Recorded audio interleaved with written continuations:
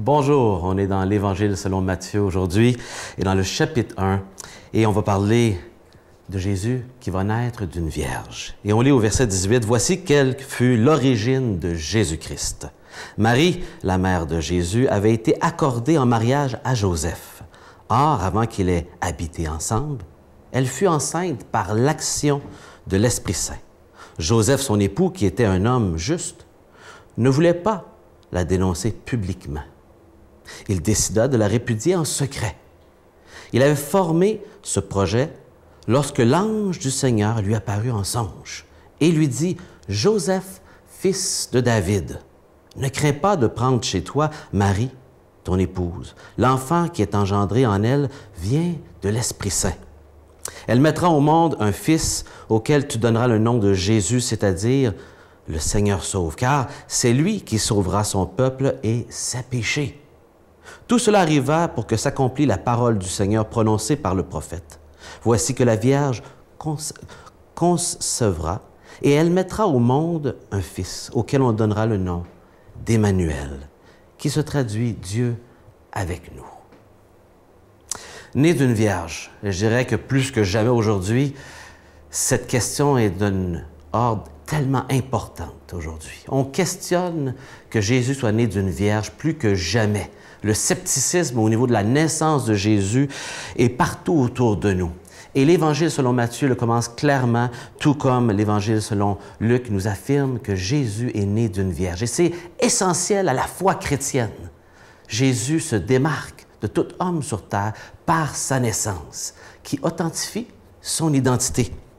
Et l'histoire ici est très importante puisqu'elle relève ici beaucoup ce que Joseph a vécu comme père. Et je vous recommande le film qui est sorti il y a quelques années sur la nativité, qui permet de voir un peu qu'est-ce que Marie et Joseph ont pu vivre, parce que c'était pas simple être né d'une vierge. Pour ce couple, ça paraissait tout autre aux yeux des gens autour d'eux. Et socialement, ça amenait beaucoup de conséquences sur la vie de Joseph et de Marie.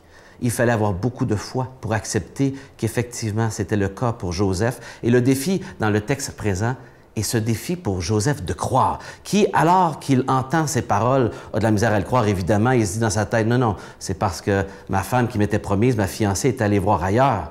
Et là, il pense dans sa tête, la répudier, il ne veut pas l'humilier, il ne veut pas en faire un exemple public. Il a un souci, un respect pour Marie, même s'il se sent trahi et qu'il réfléchit à tout ça. Et c'est à ce moment-là qu'un ange, au bon moment, vient voir Joseph pour le rassurer. Il a besoin d'être rassuré, tout comme les parents de Jean-Baptiste avaient besoin d'être rassurés, tout comme Marie a eu besoin d'être rassurée. Et il le fait par l'envoi d'un ange qui vient rassurer cette vérité que c'est vraiment de l'Esprit Saint. Imaginez, ça devait être dur pour Marie de croire tout ça. Ça devait être dur pour Joseph, d'autant plus, de croire à tout cela. Et le texte de Matthieu nous affirme que c'est une vérité par le fait qu'un ange est venu appuyer cette question-là. Et Joseph est rassuré par l'ange qui vient lui communiquer que c'est effectivement l'Esprit Saint. Et c'est important parce que si Jésus n'est pas venu de l'Esprit Saint, si Jésus de sa naissance n'est pas différente, ce n'est pas le Jésus dans lequel on croit comme chrétien. La naissance d'une vierge de Jésus est un essentiel à la foi. Sinon, on ne croit pas dans le même Jésus. Le Jésus que la Bible nous décrit est né d'une vierge, d'une entrée dans ce monde unique qu'aucun autre homme n'a jamais eu. Si on nie son début né d'une vierge, pourquoi croire aussi à la résurrection? Pourquoi croire aussi à ses miracles?